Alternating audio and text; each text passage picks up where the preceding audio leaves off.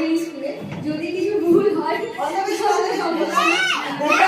প্রথমবার চেষ্টা করছি। কবি কার্তিক ঘোষের লেখা তুমিও বলবে। ভালো মেয়ে ঠিক কাকে বলে জানো? ভালো ছেলে মানে কি? তুমিও বলবে সহজ প্রশ্ন, মাপকাঠি একটা।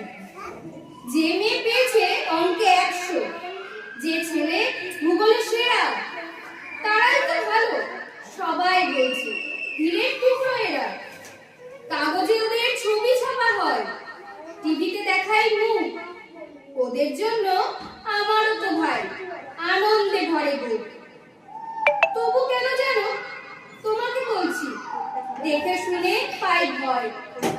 শুধু এত এত নম্বর পেলে কি ভালো ছেলে মেয়ে হয়?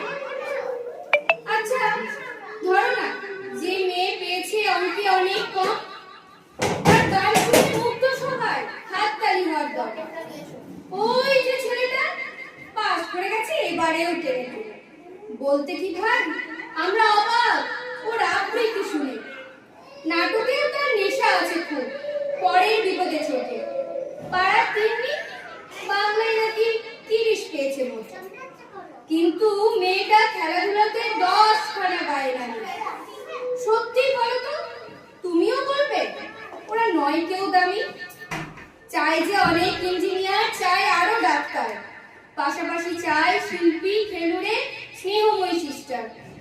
কম নম্বর পাওয়া ছেলেটাই কারিগর বলি আজ। দেশটা গড়তে তার হাতে দেখো কত দরকারি কাজ।